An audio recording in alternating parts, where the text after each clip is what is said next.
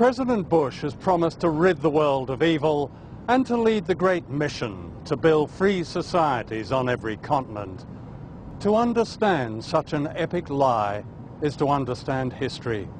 Hidden history, suppressed history, history that explains why we in the West know a lot about the crimes of others, but almost nothing about our own.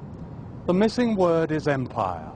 The existence of an American empire is rarely acknowledged, or it's smothered in displays of jingoism that celebrate war, and an arrogance that says no country has a right to go its own way unless that way coincides with the interests of the United States.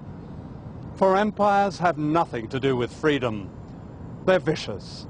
They're about conquest and theft and control and secrets. Since 1945, the United States has attempted to overthrow 50 governments, many of them democracies. In the process, 30 countries have been attacked and bombed, causing the loss of countless lives. In my lifetime, the following countries in Latin America have been assaulted by the United States, directly and indirectly. Their governments replaced by dictators and other pro-Washington leaders. One of the first to be attacked was Guatemala, one of the small countries of Central America, known dismissively as banana republics.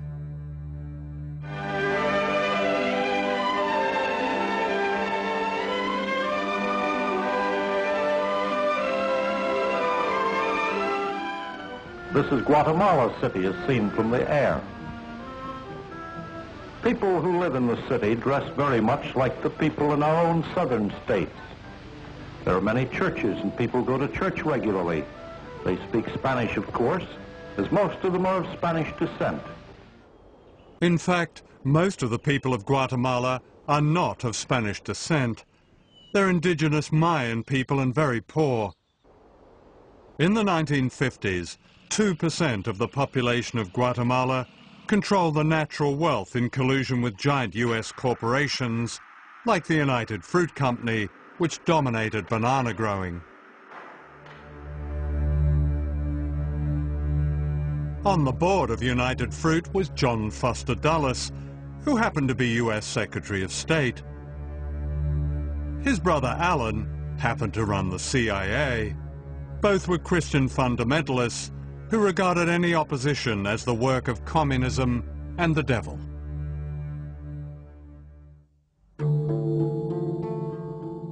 In 1950, this man, Jacobo Arbenz, became the first Guatemalan leader to be democratically elected by a majority of his people, who saw in him the hope of social justice. He was the Hugo Chavez of his day. What was going on in Guatemala is that there was a democratically elected president in 1950, Jacobo Arbenz, who sought to institute a series of New Deal-style reforms in which the state had a greater role in both developing the economy and redistributing wealth. And the centerpiece of that was a land reform. Arbenz was far from radical. His land reform policies were modest. But Washington was having none of it. Howard Hunt was then working for Alan Dulles' CIA. So they said a decision has been made at the highest levels of our government to rid Guatemala of the Arbenz regime, and we would like you to participate in it. You will be the chief of propaganda and political action.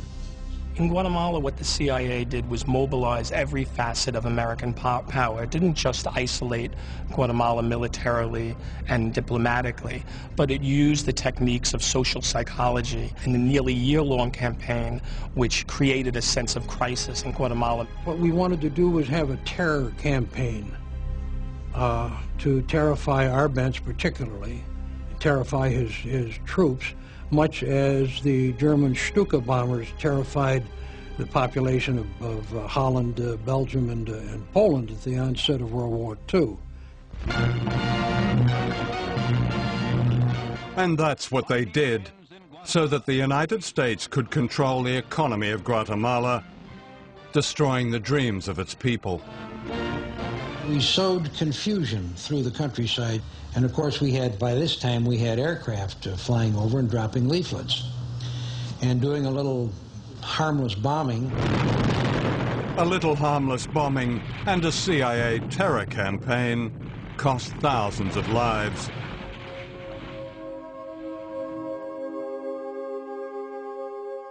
Arbenz, the Democrat now branded a communist, was humiliated, stripped naked, and photographed before being forced into exile. Richard Nixon, then Vice President of the United States, flew in to congratulate the new dictators. That Guatemala is going to enter a new era in which there will be prosperity for the people together with liberty for the people. General Rios Montt was to be one of Washington's faces of liberty. During his time as president in the 1980s, thousands of people were murdered by death squads, most of them indigenous men, women and children. His guns and helicopters came from the United States. President Reagan flew in to warmly endorse the general, whom he described as a man of great personal integrity. In the CIA, we didn't give a hoot about democracy. I mean, it was fine if a government was elected and would cooperate with us, but if it didn't, then democracy didn't mean a thing to us. And I don't think it means a thing today. The crushing of Guatemala was Washington's blueprint. 4 years later, Cuba, just 90 miles from Florida, threw down the first direct challenge, ending Cuba's humiliation as a North American colony, a playpen for drug barons and the mafia.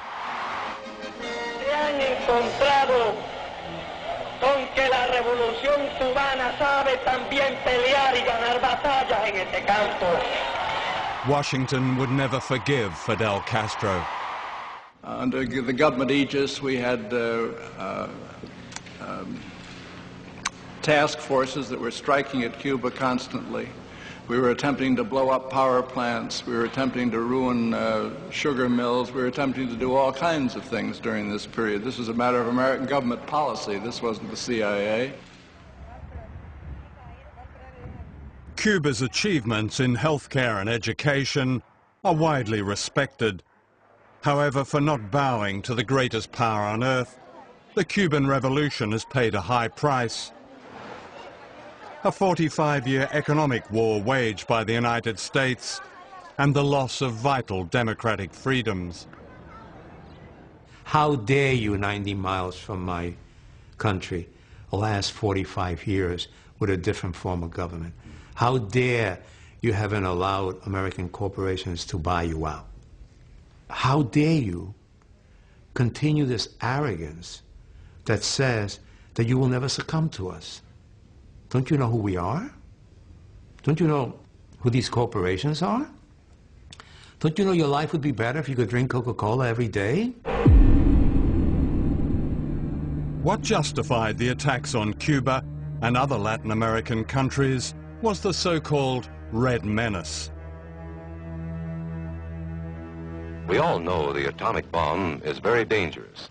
Since it may be used against us, we must get ready for it. First, you duck, and then you cover. And very tightly, you cover the back of your neck and your face. Propaganda like this excused every American invasion, every toppling of a government, every assassination, every act of terrorism. The real threat was an orchestrated paranoia in the United States that became a supercult called anti-communism. The true goal of the United States government is control. And they feel that if the United States did not control the governments of Latin America, then somebody else would. And the principle of government by the people, for the people, of the people, that is that's just silly.